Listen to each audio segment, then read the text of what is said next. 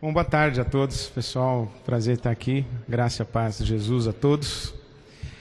Como disse o Ari, é um encontro de amigos e eu penso que é a explicação que justifica nós estarmos juntos hoje à tarde, compartilhando como amigos, como irmãos, tentando perguntar a Deus e ouvir de Deus o que é uma igreja relevante. E eu espero de todo o meu coração, de fato, contribuir para essa nossa reflexão, a nossa conversa. Se eu bem entendi, nós temos 1 hora de explanação e 30 minutos de conversa. Então, vou tentar encurtar o tempo de explanação para a gente poder dialogar e interagir um pouco mais. Acho que é o que interessa bastante. Então, vamos lá.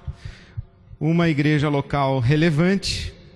E esse foi o tema que me foi sugerido. Eu sou um cara obediente, então coloquei no primeiro slide o tema do nosso encontro, mas na verdade eu quero falar mesmo sobre missão. Porque é um encontro de missão, né? Porque você sabe que a última coisa que eu poderia fazer num encontro como esse é dizer uma igreja local relevante é caracterizada por 8 aspectos. E lhe dá 8 aspectos. Quer dizer, nós já temos isso com fartura para felicidade ou infelicidade nossa e da igreja. Nós já temos muitos manuais e muitas receitas para a igreja. E eu não quero dar mais uma, até porque as que tem aí já são suficientes. Mas eu gostaria de pensar sobre o conceito de missão e qual é a missão da igreja, como é que a gente define a missão da igreja. E por essa opção, eu penso que já dou a minha primeira resposta. Uma igreja local relevante é uma igreja comprometida com a missão. Ela é uma igreja missiológica ou missionariamente definida. Uma igreja local relevante é uma igreja comprometida com a missão. Mas que missão é essa? Qual é a missão da igreja? Eu gostaria de refletir sobre isso hoje à tarde. A começar dos textos bíblicos usados para a definição da missão da igreja. Quais seriam eles? E aí é de fato uma pergunta para você. Eu gostaria de ouvir da sua parte, se você fosse definir a missão da igreja, que texto bíblico você usaria ou qual selecionaria? Vamos lá, sugestões, por favor. Mateus 28, 18 a 20. Atos 1, 8. Marcos 16, 15. Gênesis 12, a vocação de Abraão.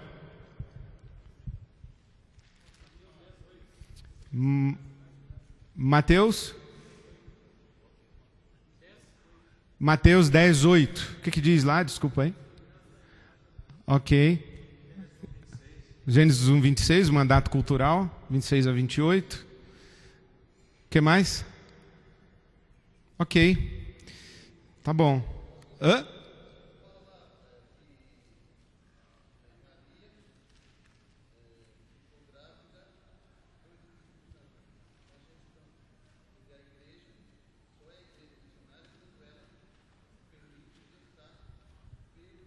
Aí já é uma teologia, não é um texto bíblico. Mas tá bom, valeu. Lucas capítulo 1 e capítulo 2. Obrigado. Bom, eu penso que de cada 10 manuais de reflexão sobre a teologia da missão, nós vamos partir de Mateus 28, 18 a 20, que eu estou chamando de o paradigma da grande comissão.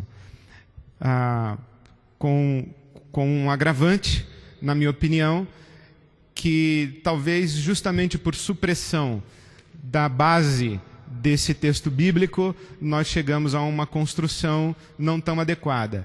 O que quero dizer com isso é que a Bíblia tem alguns detalhes que não podem ser negligenciados na hora que nós vamos ler o texto. Como, por exemplo, eu penso que começar a leitura de um texto bíblico num versículo de letra minúscula é bastante complicado. Terminar a leitura de um texto bíblico num versículo que termina em vírgula e não em ponto também é complicado. E ignorar que a Bíblia Sagrada está cheia de expressões do tipo, portanto, mas, rogo-vos, pois. Quer dizer, por causa disso eu rogo. Por causa disso o quê? Ninguém consegue entender Romanos 12 se não entender o que vem em Romanos de 1 a 11, porque Romanos 12 é o portanto.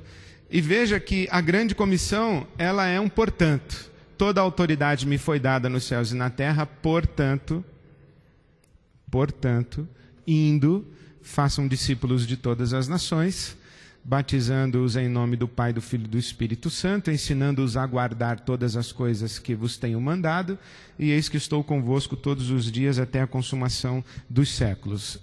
Eu penso que justamente por ignorarmos esse toda a autoridade me foi dada no céu e na terra, e começarmos a teologia da missão no fazer discípulos, ou no ir e fazer, ou no indo fazer, nós chegamos a algumas distorções muito complicadas. O paradigma da grande comissão tem esses fundamentos. O Pai envia o Filho envia a Igreja, o Pai e o Filho enviam o Espírito. A teologia até hoje discute se quem enviou o Espírito Santo foi o Filho, foi o Pai, ou se foi os dois. Como não quero brigar com ninguém, deixa os dois aí, porque um dos dois foi. Mas em tese é isso aí. O Pai envia o Filho envia a Igreja, e o Pai e o Filho enviam o Espírito para a Igreja, para que a Igreja, empoderada pelo Espírito, cumpra a missão. No paradigma da grande comissão, os objetivos da missão seriam basicamente 3: ganhar almas, fazer discípulos e plantar igrejas. Sendo que na nossa teologia, e quando eu digo nossa teologia, eu quero fazer referência ao senso comum.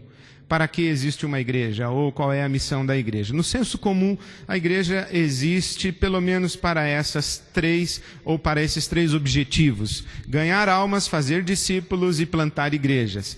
Onde, no nosso senso comum, nós conseguimos, inclusive, fazer a distinção entre ganhar almas e fazer discípulos. É a construção que a gente faz, que uma coisa é aceitar Jesus como Salvador, outra coisa é aceitar Jesus como Senhor.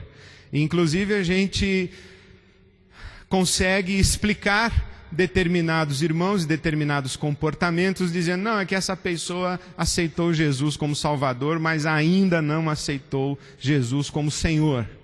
Nós conseguimos fazer essa distinção em que receber a Jesus como Salvador no coração é uma coisa e depois entrar no discipulado é outra coisa. Fazemos essa cisão. E então há muita gente que diz que o grande problema da igreja é que ela não faz discípulos. Na minha opinião, se ela não faz discípulos, ela não faz nada.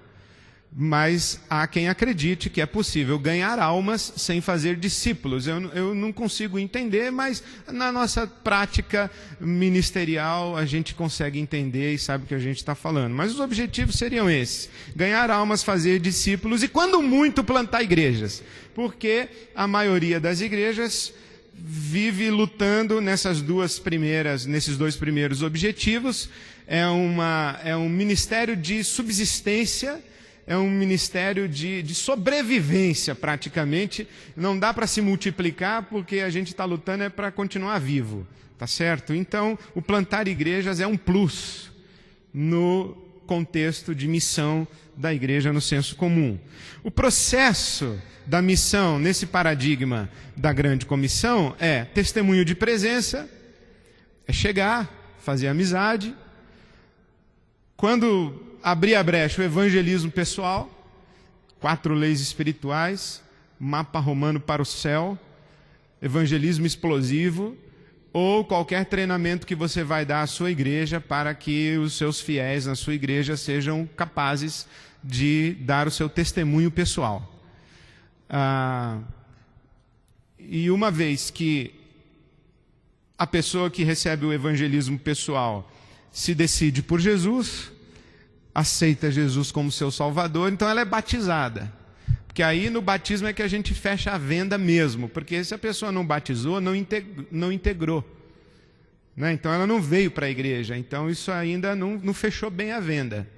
Você deixou anotado, mas o cara não fez o pedido.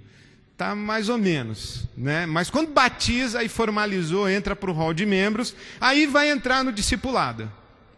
Aí entra no discipulado, e uma vez que você tem bastante gente que passou por esse processo, ficou amigo de um crente, ouviu o testemunho pessoal, tomou uma decisão pessoal, foi batizada e integrada na igreja. Quando você tem bastante gente que passou por isso, você, em tese, tem uma igreja plantada. Aí você arruma um seminarista, manda para lá, ou o seminarista fez tudo isso e você arruma agora um pastor para mandar para lá e tira o seminarista.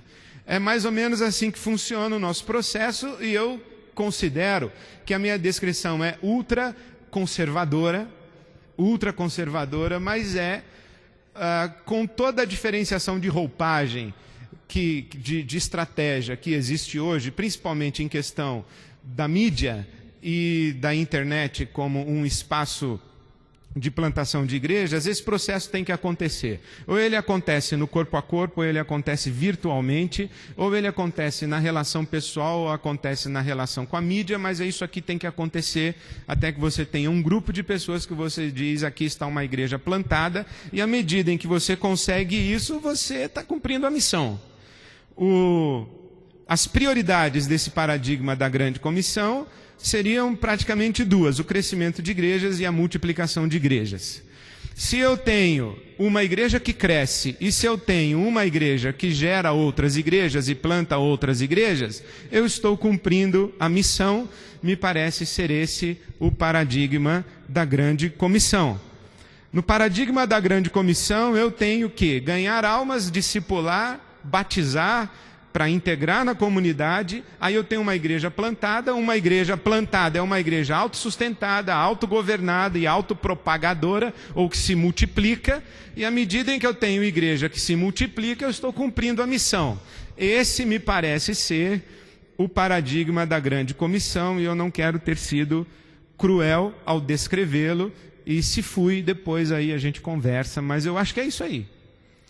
Se nós conseguimos multiplicar o número de discípulos de Jesus e conseguimos multiplicar o número de comunidades de discípulos de Jesus, nós estamos cumprindo a missão à luz do paradigma da grande comissão. Se é isso, eu penso que nós precisamos reler o Novo Testamento, ou quem sabe reler a palavra de Deus desde o Gênesis 1:1, fazendo um pit stop no Gênesis 1, 26 a 28, um outro pit stop em Gênesis capítulo 3, um outro em Gênesis 12, e a partir de Gênesis 12 a gente vai construindo e costurando até chegar em Jesus e dali para frente. Mas se é isso aqui que eu acabei de descrever para vocês, o que eu acho que os manuais estão dizendo para nós, é um outro jogo que não se chama Evangelho do nosso Senhor Jesus Cristo. Se a missão da igreja pode ser definida, reduzida e resumida no que acabei de lhes dizer, é a assembleia de outro alguém, mas não é a de Jesus. Você sabe que a igreja é eclesia, né? A assembleia. Os gregos tinham suas assembleias, e Jesus diz: eu também vou formar e vou edificar a minha assembleia. Então, se a missão da igreja se resume a isso, essa é uma assembleia que não ouviu bem o seu cabeça. Vamos então a outro paradigma de missão. Paradigma da grande comissão. Eu quero sugerir para vocês o paradigma da Missio Dei. Evidente, tenho minhas referências, a principal delas é David Bosch, Missão Transformadora. Considero que é um texto imprescindível para quem quer pensar a questão da missão nos tempos de hoje, à luz da teologia e à luz da história. Eu acho que o texto do Bosch, Missão Transformadora, publicado pela Sinodal, é um texto de leitura inegociável, principalmente para pastores e líderes. Eu parto de outros textos bíblicos para construir a teologia da missão. Por exemplo, Lucas 4, 18 a 21. Oi?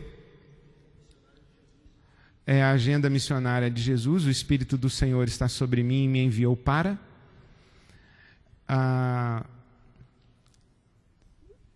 João 20, 21, assim como o Pai me enviou, eu também vos envio ao mundo.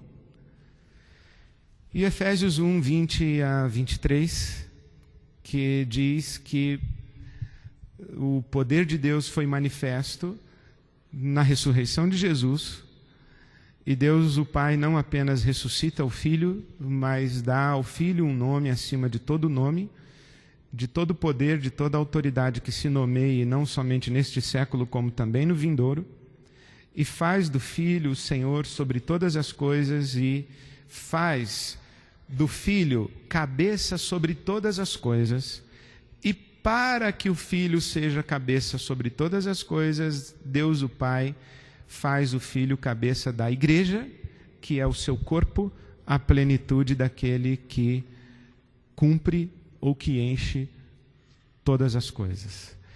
Veja que são 3 textos, não tão comuns, mas que, na minha opinião, estão alinhavados por uma mesma inteligência e por uma mesma lógica. O fundamento é que o Pai envia o Filho, o Pai e o Filho enviam o Espírito, o Pai, o Filho e o Espírito enviam a igreja. Nesse conceito da missão, a partir da Missio Dei, não é a igreja quem está em missão, é o Pai, o Filho, o Espírito quem estão em missão, ou o Pai, o Filho e o Espírito é quem está em missão. É o Deus triuno quem está em missão. Deus é um Deus em missão, e a igreja está a serviço da missão de Deus. Não é ela, a igreja, quem tem uma missão. É a Trindade, a missão é trinitária. E aí a gente vai construir uma outra relação de missão. A missão passa a ser compreendida no contexto da teologia, a natureza e o propósito de Deus, e não mais da eclesiologia, plantar igrejas, nem da soteriologia, a salvação de pessoas. Palavras de David Bosch. A igreja é enviada ao mundo como comunidade solidária com o Cristo encarnado e crucificado, bem como ressurreto e exaltado. Igreja como plenitude da humanidade e epifania. Plenitude da humanidade, o primeiro ambiente do reinado de Deus. Epifania, manifestação da presença de Deus no mundo. Ora, vamos entender qual é a inteligência da Escritura Sagrada.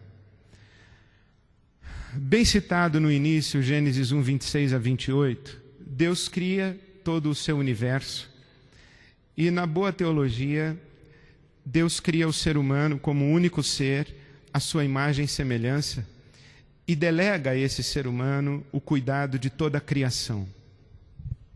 Eu penso que um dos textos interessantes a ser refletido é o Salmo 115, 16, que os céus são os céus do Senhor, mas a terra Ele a deu aos filhos dos homens.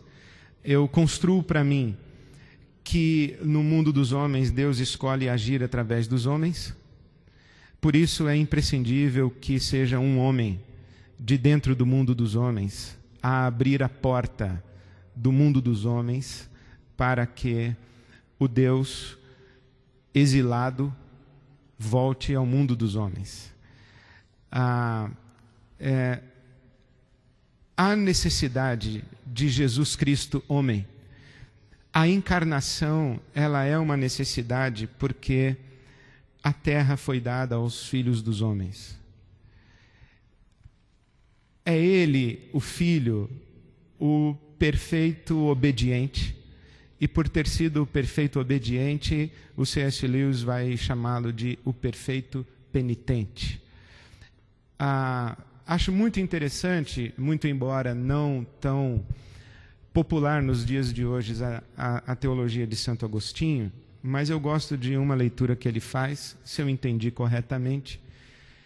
Ele constrói a teologia a partir do direito romano, em que a pena ao infrator não é aplicada senão em razão da pessoa ofendida pelo infrator. No caso do pecado humano, quem é ofendido com o pecado humano é Deus. o Deus eterno. A pena a quem ofende ao Deus eterno é uma pena eterna. Um ser finito não tem condição de pagar uma pena eterna. Somente o Deus eterno pode pagar uma pena eterna. Mas a infração não foi cometida por Deus, foi cometida pelo homem.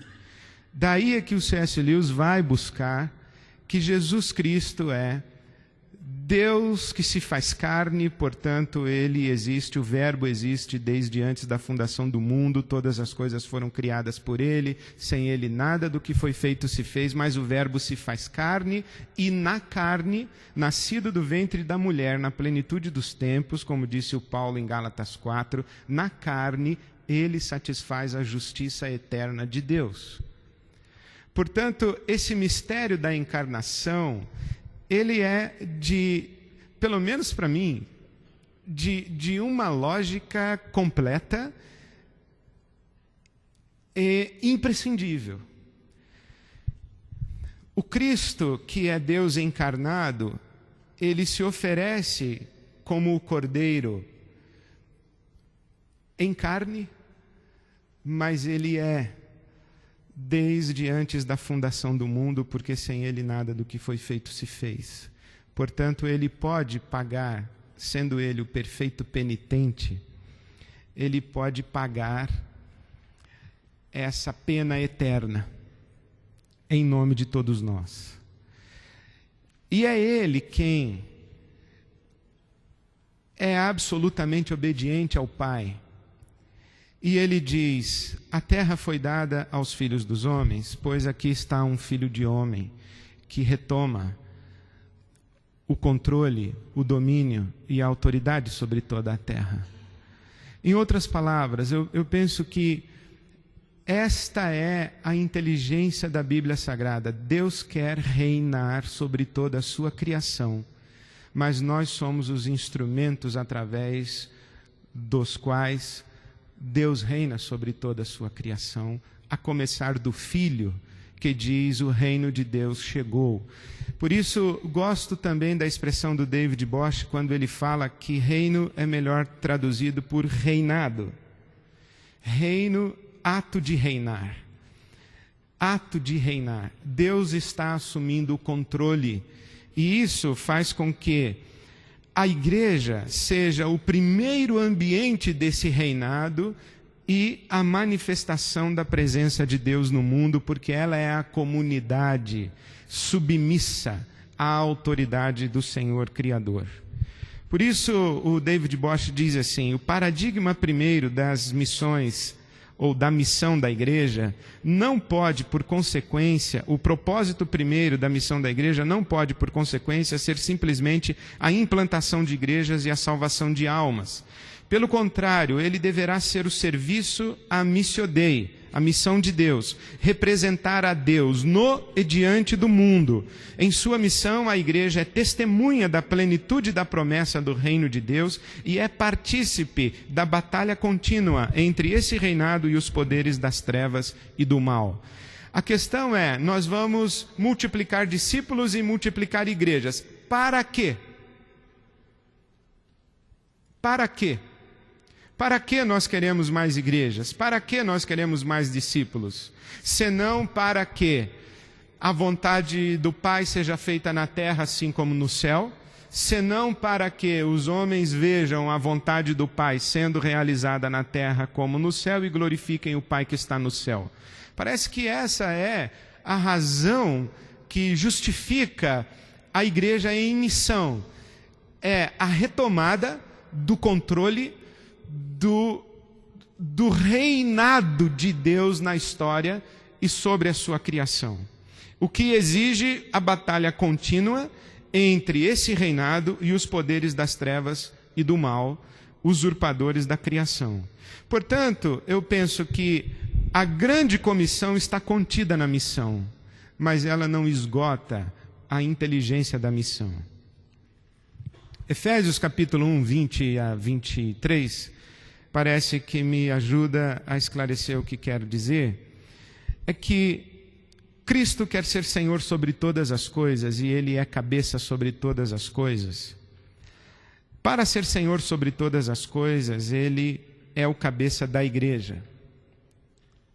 A igreja, portanto, existe para fazer com que Jesus Cristo seja Senhor de fato sobre todas as coisas sobre as quais Ele é Senhor de direito.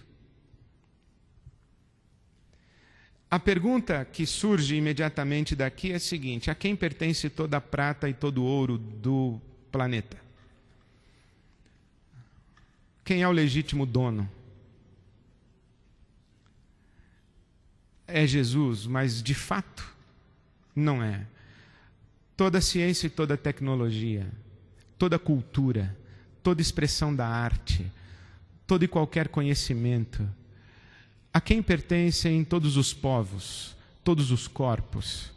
A quem pertencem aquelas meninas que se prostituem nas esquinas do nosso país no turismo sexual? A Jesus, de direito, mas de fato não.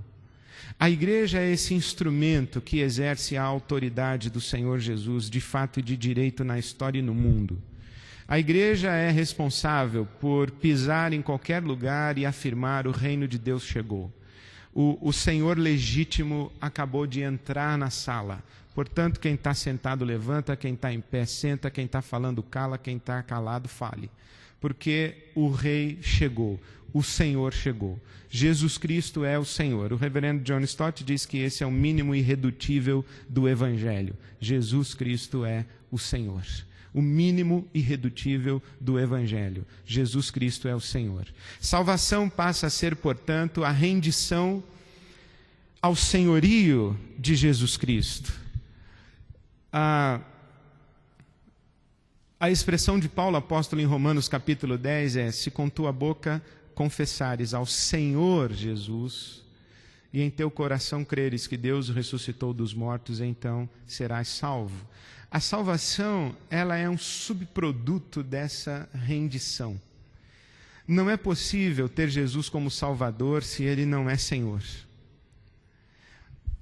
É uma cisão inadmissível na inteligência do Novo Testamento e do Evangelho. O novo paradigma da missão, portanto, eu penso que vai exigir de nossa parte algumas outras questões e algumas outras reflexões que eu vou sugerir e depois caminhar para o final. Eu acho que nós temos aí, com licença da expressão e correndo o risco de ser simplista na minha definição, um conceito de missão desenvolvido a partir da modernidade e um outro conceito de missão desenvolvido a partir não da pós-modernidade, mas do que está sendo chamado de pós-colonialidade. Não há nada mais interessante em termos de reflexão cronológica do desenvolvimento da cultura ocidental, senão do desenvolvimento global, do que essa chamada teoria pós-colonial. Para quem desejasse aprofundar, Frantz Fanon, que é francês, Walter Mignolo, Boaventura Souza Santos, Eduardo Said e o próprio Bosch, eles têm refletido um pouquinho sobre ser pós-colonial. O que foi a modernidade? A modernidade foi a hegemonia de um modelo, que eu coloquei aí na coluna da esquerda de quem vê. Esse modelo de missão da grande comissão, na minha opinião, ele é colonialista, no sentido, como o Ari falou aqui na abertura, é a cultura ocidental quem detém a verdade e o conhecimento da verdade, e ela invade e esmaga outras tantas culturas e outros tantos contextos. E nesse modelo de missão colonizadora ou colonial, fazer missão é quase que sinônimo de civilizar. Nós chegamos com a verdade, nós chegamos com a civilização. Nós, a Igreja de Jesus, estamos associados a essa cultura ocidental que vai civilizar o mundo bárbaro. O Frei Leonardo Boff diz uma coisa interessante que acho que a gente deve levar em consideração, não apenas para a missão dentro do contexto do catolicismo, mas a missão dentro do contexto do próprio protestantismo euro-americano. O Leonardo Boff diz: a América Latina não foi evangelizada, foi cristianizada. Porque nós não podemos afirmar que os mesmos agentes que massacraram a cultura, abusaram de suas mulheres, escravizaram seus homens e expoliaram suas riquezas naturais, tenham trazido o evangelho do reino de Deus à América Latina.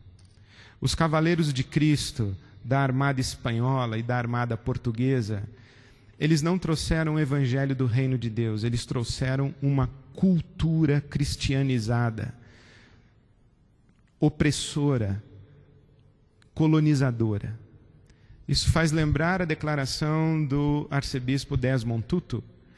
Ele disse que quando os missionários americanos chegaram à África do Sul, eles tinham God e nós tínhamos gold.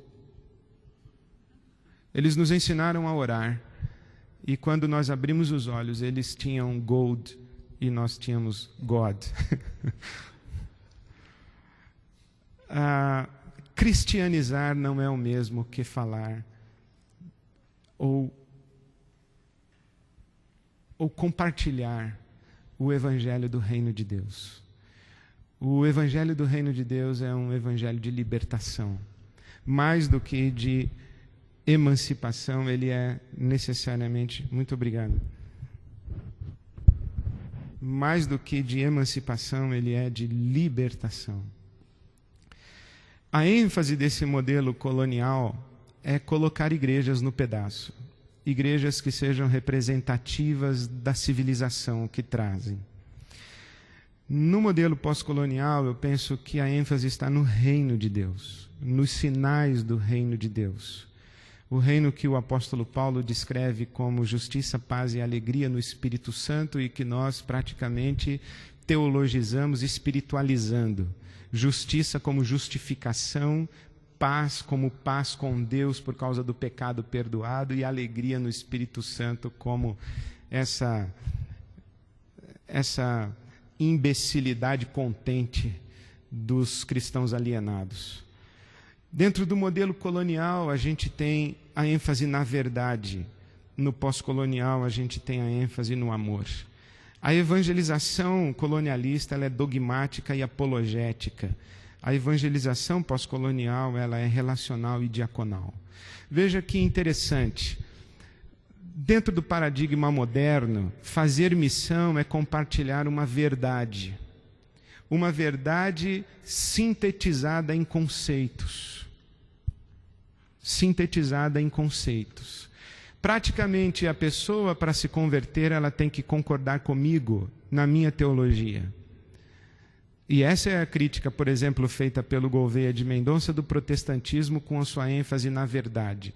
Se eu tenho a verdade, você não concorda comigo, logo você tem a mentira. Você está no erro, no engano e você é herege. E nós, talvez por uma resposta do evangelicalismo norte-americano ao liberalismo da teologia europeia, que gerou os tais fundamentos e o fundamentalismo, o ser cristão passou a ser, dentro dessa nossa tradição evangélica, fundamentalista, crer em determinadas coisas e não mais relacionar-se com uma pessoa. Eu acredito. Mas a grande questão não é o que você acredita, a grande questão é qual é a consequência do que você acredita na sua vida. Porque o que você acredita aponta para uma pessoa, e mais importante é relacionar-se com a pessoa do que acreditar em coisas a respeito da pessoa. Por isso é que o caminho da presença da igreja no mundo hoje, ele não pode ser um caminho de afirmação da verdade em termos dogmáticos e defesa apologética. Precisa ser um caminho de testemunho do amor no contexto das relações a partir do serviço. A igreja hoje, para ser relevante, me perdoem talvez a minha primeira sugestão para a fórmula para a receita do bolo, a igreja hoje, para ser relevante, ela não precisa lutar tanto por um discurso que ela tem e que ela quer que seja ouvido, mas ela precisa ser instrumento de manifestação histórica dos sinais do reino de Deus a partir do seu serviço. O lugar central dessa igreja não é a cátedra e não é o púlpito, é o ambiente do serviço, é a toalha e a bacia, é o lava-pés. Não é a sapiência dos eruditos e dos discipulados que transferem conceitos racionais que vão ser abraçados e com os quais o discipulando deve se conformar e com os quais deve concordar. A igreja existe como esse avant-première do reino de Deus. Eu me lembro é até bom a gente falar dessas coisas, porque passou um vento em cima do nosso movimento evangélico que nos fez perder alguns conteúdos tão elementares. Mas eu me lembro que há mais de 20 anos eu ouvi o reverendo Robinson Cavalcante dizer o seguinte: a missão da igreja é manifestar aqui e agora a maior densidade possível do reino de Deus que se consumará ali e além, com sinais proféticos que anunciam a sua vinda.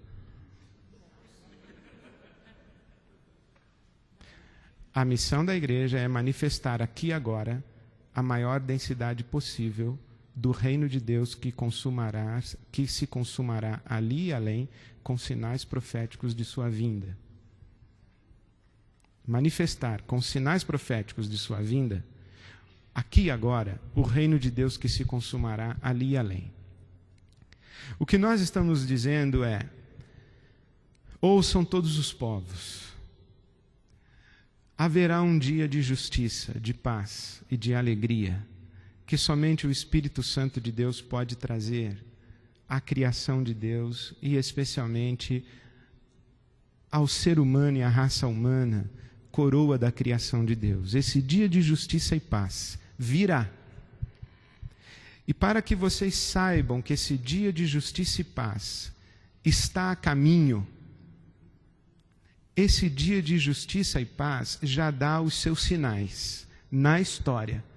E quando a igreja é essa presença que sinaliza o reino de Deus na história, ela sinaliza esse reino profeticamente, dizendo: está vendo como ele vem? Porque ele já está aqui. É a escatologia inaugurada do Dodge, do LED e de outros tantos que a gente precisa repensar um pouquinho melhor. Nesse sentido, a missão colonial, a missão como quem detém a verdade, é uma missão para. A missão, no sentido de uma relação de amor diaconal, ela é missão com. Eu me misturo às gentes, é uma igreja que não tem grades. E é uma igreja que não convoca para o seu espaço sagrado, mas que invade a mundanidade. É com o outro. Aquela queria compartilhar o plano da salvação. Essa quer compartilhar a agenda do reino de Deus. Eu acho muito interessante como é que a gente consegue fazer missão só com Jesus. É difícil. É difícil a gente fazer missão com Jesus, porque é mais fácil responder à indagação com Paulo. O que devo fazer para ser salvo? É bem mais fácil responder: crê no Senhor Jesus Cristo e serás salvo tu e a tua casa, do que vai, vende tudo quanto tens, dá aos pobres e siga a Jesus. É melhor evangelizar com Romanos e com Paulo do que evangelizar com Jesus nos evangelhos. Onde é que nós devemos adorar? Bom, vá buscar o seu marido antes de eu responder essa pergunta, minha senhora.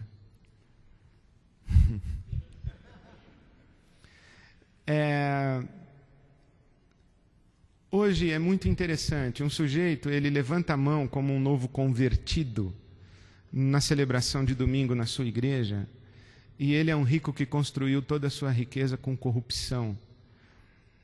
E você diz: louvado seja o Senhor pelo teu dízimo, meu irmão. Jesus diria: para que louvado seja o Senhor, essa grana da corrupção tem que ser devolvida, fracionada, restituída a quem dê direito. Aí eu posso dizer que entrou salvação nessa casa. Quer dizer, Jesus tinha outra perspectiva, porque ele não está salvando almas, ele está trazendo o reino. E as pessoas que se comprometem com ele, Senhor Jesus, elas se tornam agentes dessa agenda do reino. E, portanto, nós não queremos converter pessoas, nós queremos sinalizar o reino. E aqui faço um elogio a uma das expressões e a uma das vozes mais representativas desse modelo de missão que eu chamo de colonial, que é a voz de Bill Bright, que escreveu As 4 Leis Espirituais. Ele diz: testemunhar consiste em compartilhar Cristo no poder do Espírito Santo, deixando os resultados com Deus. Na minha opinião, essa definição está exata, desde que a expressão compartilhar Cristo seja compreendida como muito mais do que apresentar o plano da salvação. Compartilhar Cristo no sentido de sinalizar o seu reino, ser uma comunidade que é um sinal do reino de Deus. Nossa responsabilidade não é converter ninguém, a nossa responsabilidade é sinalizar o reino.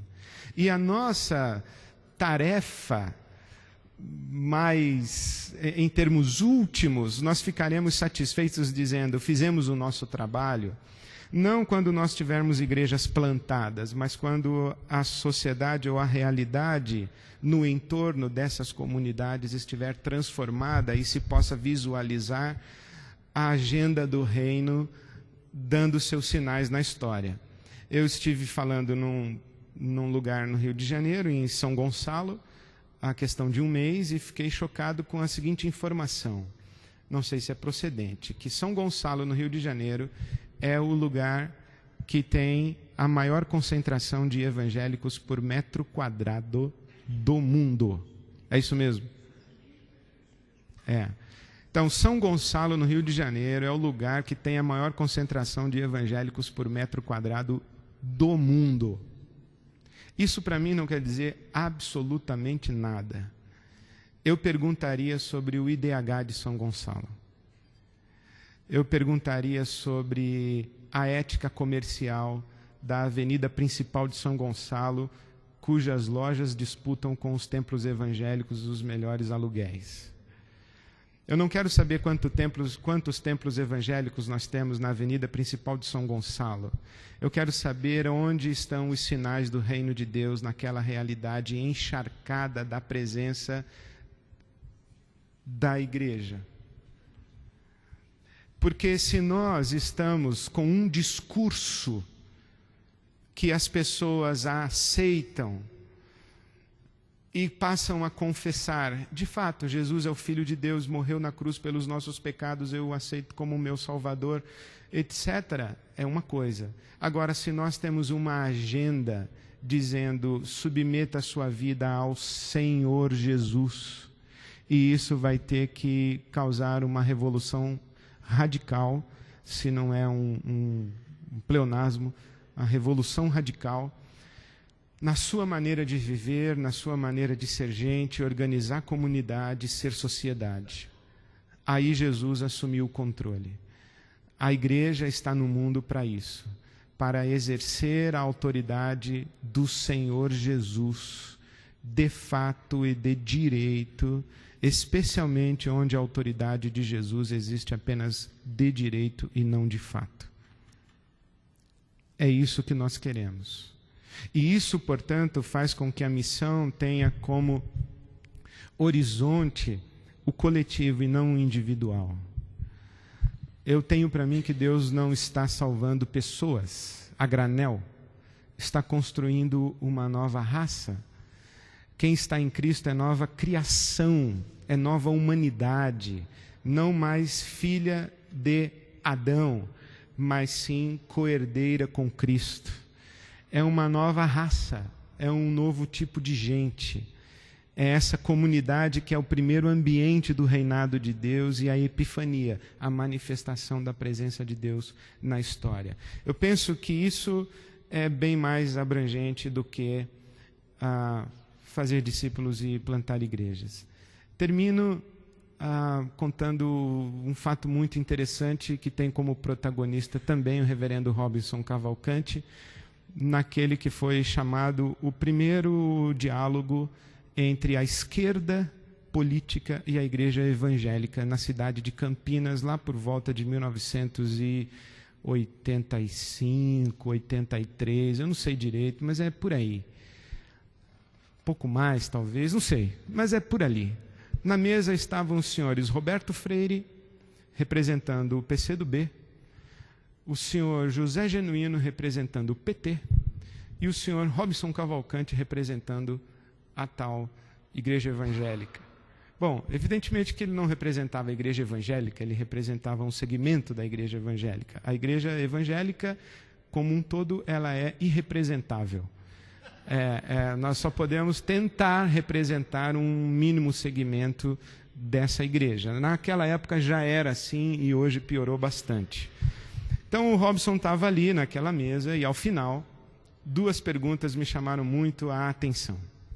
A primeira, na verdade é uma interjeição, uma fala do Roberto Freire. Ele disse assim: reverendo, se o evangelho me tivesse sido pregado aos meus 17 anos, da maneira como o Senhor anunciou o reino de Deus hoje à tarde, eu não seria comunista, eu seria cristão. E o Robson disse: ainda dá tempo. Ainda dá tempo. Porque a agenda libertadora do Evangelho de nosso Senhor Jesus Cristo, ela é superlativa a qualquer agenda ideológica e política que já se tenha conhecido na história. Então ainda dá tempo. E a outra fala foi de um rapaz, aquele tipo bicho grilo assim da PUC, com mochila e camisetão, calça jeans, foi lá na frente, falou: eu queria saber do reverendo se esse reino de Deus aí é totalitário. Ou se esse Deus dá assim a gente a liberdade de viver fora do reino dele. E o Robson disse assim: meu filho, Deus lhe dá a liberdade para viver fora do reino dele e respeita tanto isso que você pode fazer isso não só nessa vida, como também na próxima. E eu achei interessante porque ali estava uma fala conservadora nossa. É que o reino de Deus, ele tem agenda histórica, mas ele se consuma na eternidade.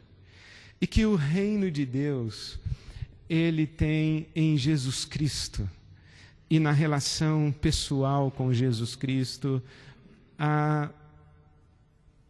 única porta de entrada. E essa porta de entrada não é para uma ação na sociedade, é para um reino eterno, que não é deste mundo, mas que começa aqui porque aqui já está inaugurado. Eu penso que falar em termos da missão da igreja assim e tentar aterrissar isso no dia a dia das nossas comunidades fará de nossas igrejas locais relevantes no mundo e na sociedade em que nós vivemos. Que assim seja, para a glória de Deus. Amém. Muito obrigado. Nós temos, acho que meia hora aí para trocar algumas figurinhas, se tivermos figurinhas repetidas. Pois não, por favor.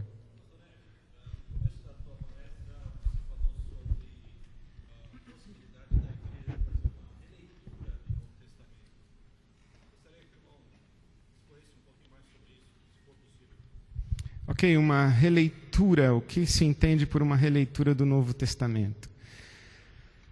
Bom, primeiro, a gente tem que partir desse princípio que a teologia não está pronta, né? A teologia está sempre sendo elaborada. Eu acho muito interessante que nós tenhamos a cara de pau de dizer que a Bíblia é a palavra viva e a interpretação da Bíblia ser uma palavra morta, congelada. Se a palavra de Deus é dinâmica, a teologia também deve ser dinâmica. Nós temos a mania de congelar respostas históricas como respostas definitivas, respostas eternas, né? Não é possível acreditar que Santo Agostinho, no ano 300, tenha sido capaz de ler a Bíblia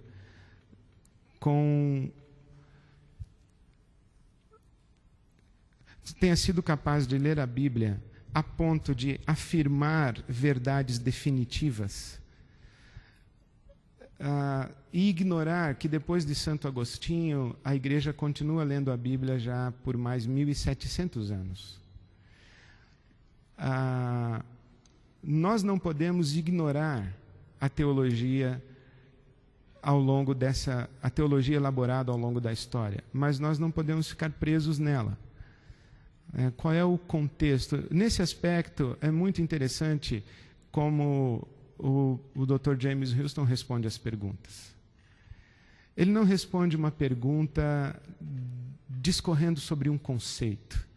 Ele responde uma pergunta apresentando o contexto de vida, a biografia do sujeito que elaborou o conceito, dizendo, preste atenção se naquela circunstância, naquele contexto de vida, naquela realidade, o conceito não tinha que ser mesmo esse, mas tem que ser esse ainda agora?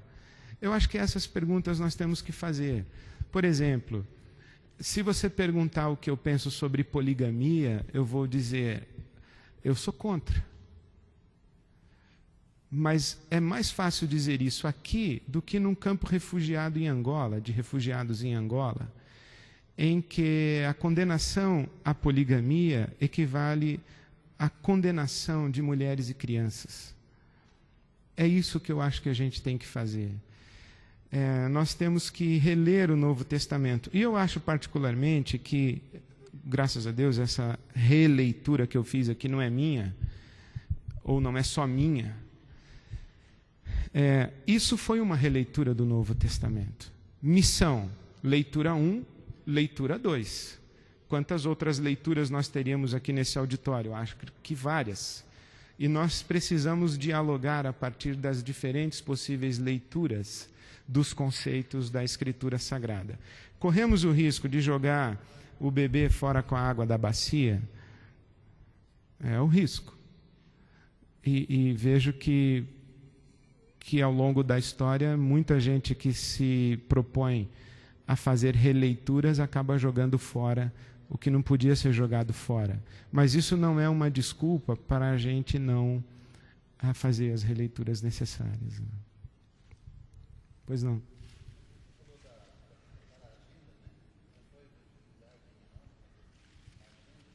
A agenda do Reino de Deus.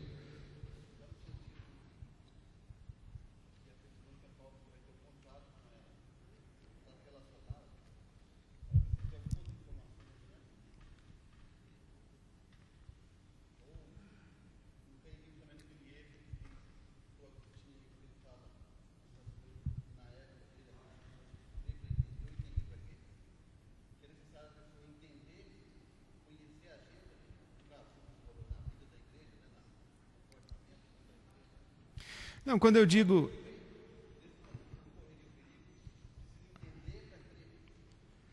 Não é bem isso que eu estava tentando compartilhar. Eu peço desculpas de não ter sido claro. O que eu quero dizer com a agenda do reino é a proposta existencial do reino de Deus, e não a teologia que explica a proposta existencial do reino de Deus. Nós precisamos dizer à nossa gente que seguir a Jesus tem implicações. E na vida de cada pessoa haverá uma implicação. e temos que compartilhar as implicações, né? Ok? Então, faz pergunta fácil, hein, Bitum?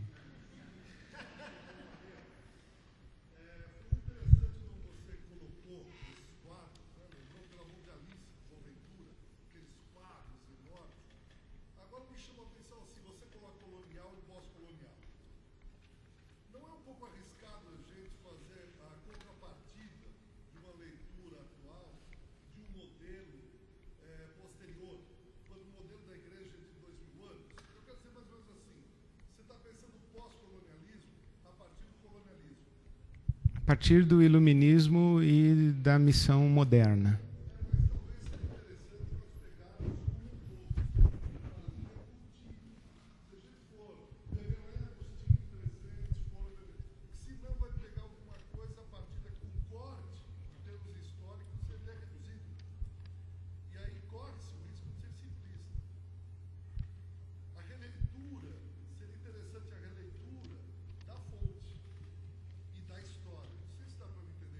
Eu entendi, mas aí, Bitum, me falta erudição para fazer essa leitura. O que eu acredito é o seguinte, que o que chegou como cristianismo, entre aspas, à América Latina, chegou a partir de um modelo europeu, eurocêntrico, que a teoria pós-colonial está criticando. Creio que qualquer modelo de missão que a gente queira construir para substituir esse modelo colonial precisará buscar nos 2000 anos de história suas referências. E é para isso que eu digo que me falta erudição. Porque certamente a igreja, para construir um bom modelo de missão, ela vai ter que andar muito para trás de Tomás de Aquino, em 1400, e ela vai ter que chegar nos pais da igreja, nos padres do deserto, ela vai ter que chegar lá e vai descobrir que algumas coisas que nós estamos falando aqui hoje, eles falaram lá. Eles falaram lá. Só que o que está posto para nós, para a nossa crítica, é um modelo construído a partir, na minha opinião, da modernidade, do advento da modernidade. Nós construímos missão de maneira racional, pragmática, proselitista, civilizatória, colonizadora, e geramos uma América católica que precisa dos seus ridículos tiranos.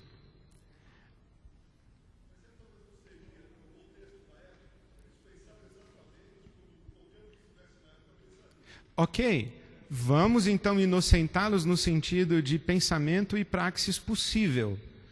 Naquela época lhes era possível isso. Agora, não é possível que nós, olhando daqui para lá, continuemos a esposar esse modelo que trata...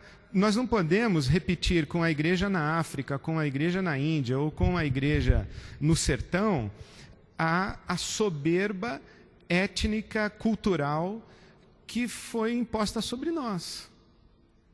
Eu não sei quantos de vocês conhecem o reverendo Valdomiro Pires, da IPI, e eu também me lembro do Valdomiro. Interessante, quando a gente vai ficando velho, as coisas boas ficam perdidas no tempo.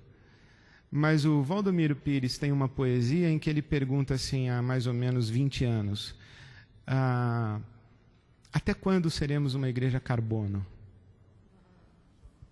Até quando seremos uma igreja carbono? Então, não é possível que a gente tenha essa mesma postura de confundir cristianismo com civilização ocidental. Aliás, um parêntese, eu acho muito engraçado, que eu gosto dos caras, Brian McLaren, Rob Bell, eu gosto desses caras aí da igreja emergente. Mas quando você vai ver o que eles estão falando, o Brian McLaren, no livro O Manifesto Emergente, ele tem um artigo em que ele fala assim, igreja emergente, a igreja está emergindo do quê? Aí ele diz assim, a igreja emergente está emergindo do cristianismo imperialista, do cristianismo como religião do homem branco ocidental e de um cristianismo euro-americano e descobrindo cristianismo na América Latina, na África. E eu estou muito impressionado com um autor que acabei de descobrir, chamado René Padilha. Eu falo, ele acabou de descobrir, nós conhecemos o René Padilha faz tempo, mas as nossas editoras não publicam René Padilha, publicam Max Lucado. Então é muito complicado a gente fazer teologia nessa terra. E agora Brian McLaren, e quem sabe, através do Brian McLaren, a igreja essa descubra René Padilha, descubra Hugo Asman, descubra Pedro Arana, descubra Orlando Costas. Tem que vir de lá. E é emancipação, né? Tanto que... Eu não vou nem falar sobre isso, que me dá agonia. Não é hora, Jaziel. Pois não.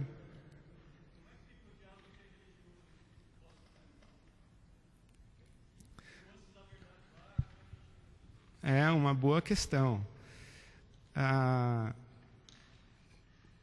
Ontem eu estava almoçando com 2 homens e um deles me disse: pastor, Deus não cabe na minha cabeça. Eu falei, aleluia.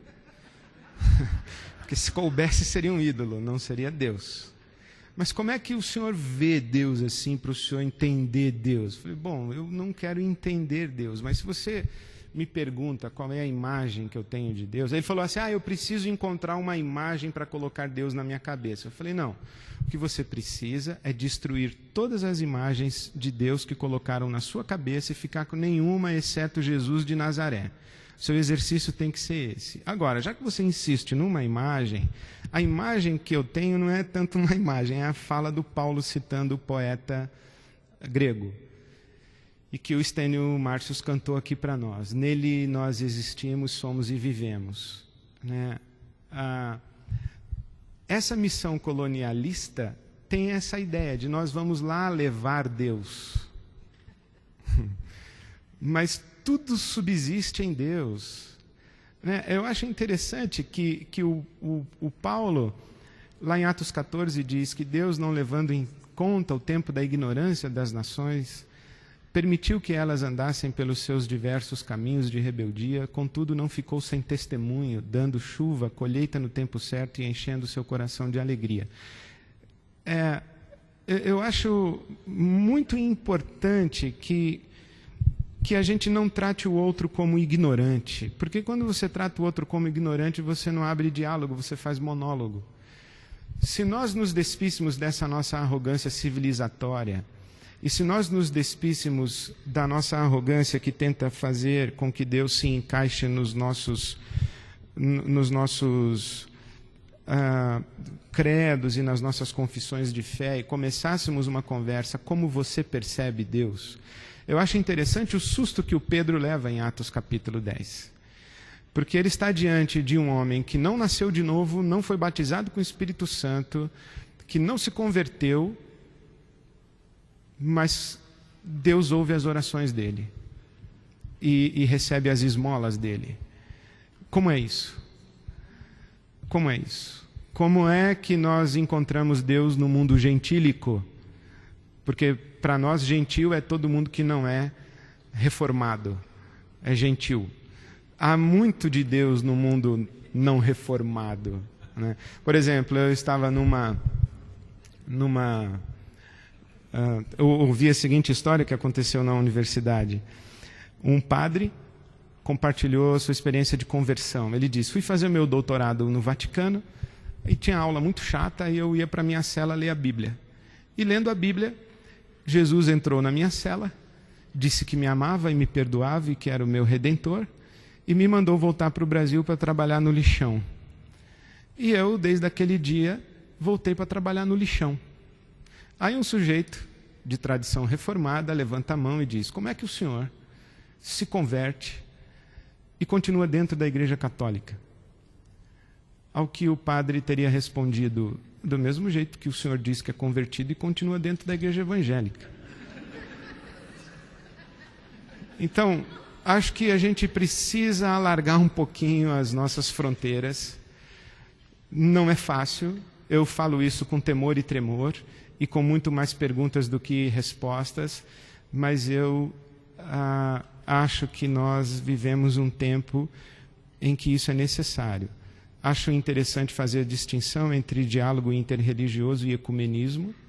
São coisas diferentes, né? As diferentes tradições cristãs, elas podem desenvolver um projeto ecumênico. Aquilo que não é cristão faz diálogo interreligioso. E acho que, diante da realidade do diálogo interreligioso, quanto mais claros nós formos a respeito de nossa identidade, mais nós contribuímos para o diálogo.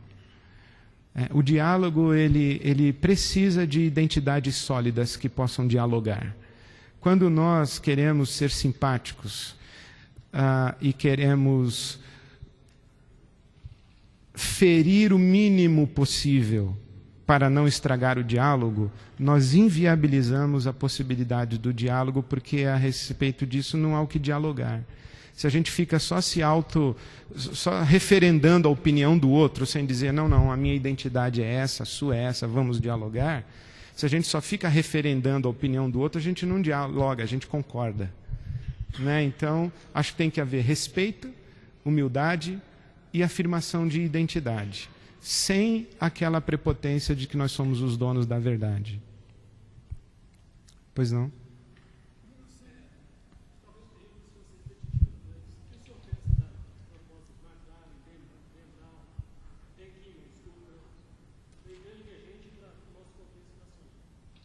Eu acho que tive o prazer ou o desafio de prefaciar um livro do Brian McLaren, A Igreja do Outro Lado, em português. E disse o que eu gostava do livro e disse que, para nós, é um livro quase inócuo, porque a realidade da igreja no Brasil não tem nada a ver com a realidade dessa igreja na Califórnia. A realidade da igreja na América Latina não tem nada a ver. Entretanto, eu acho que a discussão que eles estão fazendo, que para mim a principal é a pós-modernidade, a chamada pós-modernidade, não é tão inimiga quanto foi pintada. Ela é mais amiga do que inimiga. Eu gosto disso. Mas eu sou muito mais concorde com o Fernando Altemeyer, por exemplo, da PUC, que diz que a teologia feita no primeiro mundo responde à angústia da alma, e a teologia feita no terceiro mundo responde ao sofrimento do corpo. Eu acho que nós estamos num país e num contexto social que há uma minoria com angústia de alma e há um contingente extraordinário de pessoas sofrendo na carne as diferentes manifestações da escravidão. Eu acho que nós devemos fazer igreja para esse contingente imenso de gente que sofre, mais do que para esse mínimo contingente que tem angústia filosófica. A igreja emergente norte-americana é uma igreja que está tentando dar uma resposta à angústia filosófica. Ela existe, mas não acho que seja representativa da nossa realidade. Pois não. Achei interessante como você colocou nos quadros lá a questão de que num contexto individual e no outro é coletivo. Gostaria que você falasse mais sobre isso. Ok, vou citar uma pessoa desconhecida, o pastor Ariovaldo Ramos. Ele diz que o novo homem em Cristo é o novo homem coletivo, não é o novo indivíduo, é o novo homem coletivo. E ele faz isso a partir de Efésios capítulo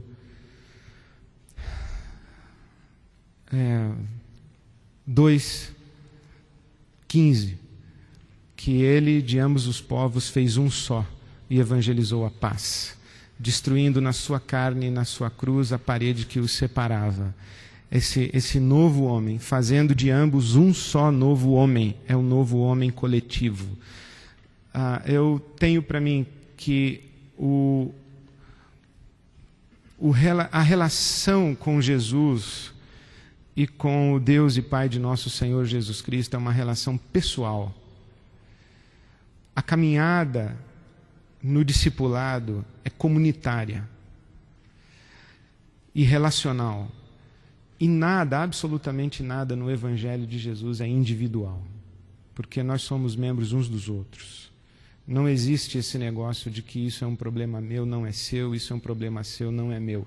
Essa fala da nossa sociedade, você para mim é problema seu, ela é diabólica. Você para mim é problema meu, e eu para você sou problema seu. Esse é o Evangelho de Jesus, né? Alguém mais ia fazer? Pois não.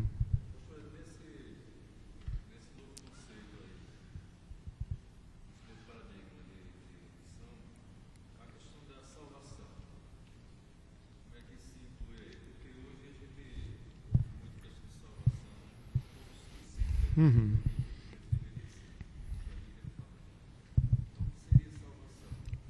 Uhum. Essa pergunta é importantíssima, o que é salvação? E eu não posso cair na armadilha de dar a resposta moderna à sua pergunta e lhe dar uma definição de salvação. Então eu vou devolver perguntas a você. Do que é que Jesus está nos salvando? Alternativa A, da ira de Deus. Alternativa B, do poder das trevas. Alternativa C, do inferno. Alternativa D, do velho homem que nos impede de fazer a vontade de Deus e da nossa natureza humana caída. Alternativa E, todas as outras acima. Segundo, o que é ser salvo? É receber o perdão para os pecados. B, é receber o Espírito Santo de Deus derramado sobre o nosso espírito. C, é ser formado a cada dia e transformado de glória em glória à imagem de Jesus Cristo, seu Filho. D, é receber no pós-morte a experiência do novo céu e da nova terra. E todas as anteriores. Então, o que é salvação? Do que estamos sendo salvos? E como é que nós vamos compartilhar a salvação? Para isso, você tem que se colocar do lado da carroça do sujeito, perguntar para ele o que você está lendo. E ele vai dizer, muito provavelmente, Paulo Coelho. E você pergunta, está entendendo? Ele diz, mais ou menos. Aí ele diz, você já leu? Aí você diz, não, isso é do diabo. Aí acabou a conversa. O ideal seria, o que você está lendo? Paulo Coelho. Eu também já li. E o que você achou? Eu achei isso, isso, isso. E você o que está achando? Aquilo, aquilo e aquilo outro. Você não quer sentar aqui comigo na carroça? Quero. Vamos então. Você quer jantar comigo? Quero também. E aí a gente vê lá no meio do caminho se a gente vai mandar ele vender os bens e dar aos pobres, crer em Jesus para ser salvo com a casa inteira, chamar a mulher dele, enfim, não sei o que a gente vai fazer. Então, é isso, é dessa armadilha que uma igreja relevante hoje escapa. A armadilha de estar obrigada a dar respostas exatas, enxutas, padronizadas e universais. É dessa armadilha que nós temos que escapar. A armadilha de fazer missão no paradigma chamado moderno, né? Faltam 2 minutos, daqui a pouco explode aqui, porque para vocês verem, olha, é contagem regressiva mesmo, o treco vai explodir, bicho, ó. Cara. Corta o fio. Então, gente, alguém levantou a mão aqui, eu não vi, então... por favor.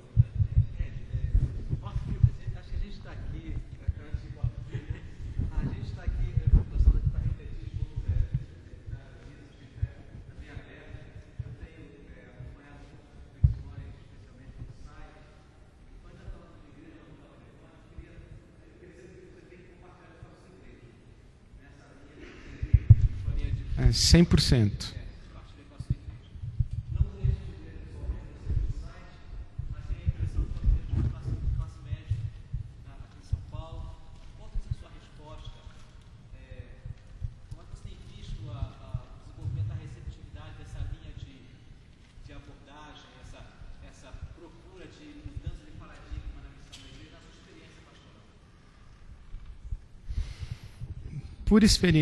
Por minha experiência pastoral na Igreja Batista de Água Branca, entenda-se, os últimos 20 anos.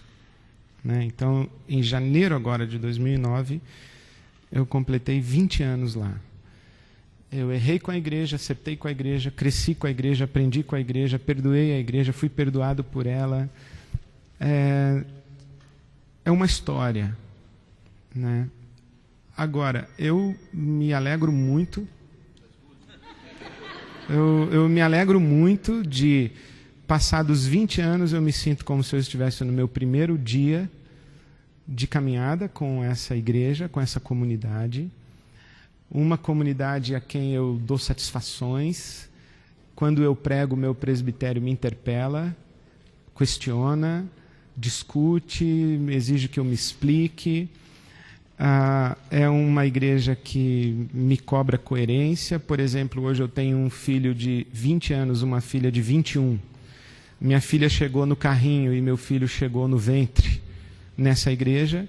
Então, eles são filhos dessa história, dessa igreja, da minha família, e são os primeiros a exigirem coerência. Né? Então, eu fico muito feliz com esse processo que a gente está vivendo. E a resposta é que foi o que eu colhi o ano passado, quando nós começamos a conversar sobre sede.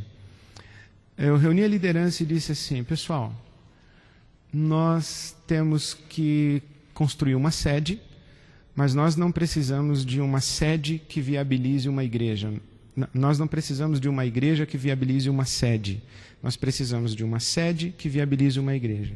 Dependendo da igreja que a gente vai ser ou que a gente quer ser, essa sede vai ser de um jeito, se é que ela vai ser necessária. Então a pergunta é: que igreja nós somos ou queremos ser ao longo desses anos? O que foi que Deus construiu na gente aqui? E eles responderam isso com 3 expressões. Eles disseram: nós temos um desafio de ressignificação da fé, de buscar constantemente na Escritura o sentido mais original possível do Evangelho de Jesus,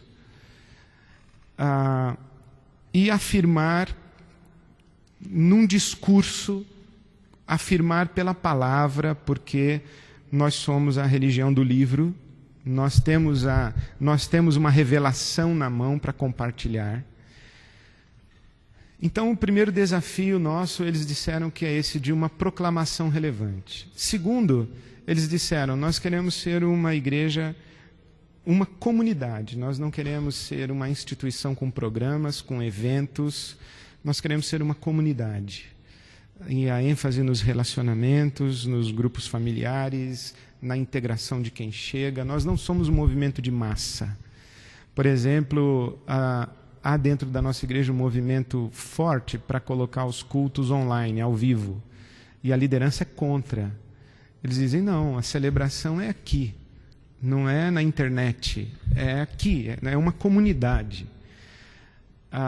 Eu acho interessante esse tipo de discussão que se tem lá. Né? E a terceira expressão que eles falaram é que nós somos e queremos ser uma igreja diaconal. Nós queremos o serviço. Nosso movimento mais forte, talvez hoje na nossa igreja, seja de voluntariado muito menos para a agenda interna da igreja e muito mais para o serviço na cidade, na rede que nós chamamos a Rede Ibabe Solidária. Então, acho que essas 3 palavras ou expressões de ambições deram para mim uma forma de checklist para ver o que nós somos. E eu fiquei feliz de ouvir isso. Somos uma comunidade diaconal que tem uma mensagem que tem que ser encarnada na gente para poder ter relevância quando compartilhada. Aí o Ari, com o seu poder extraordinário de síntese, ele disse que a igreja tem que viver o que prega, que é para poder pregar o que vive. Então é isso aí.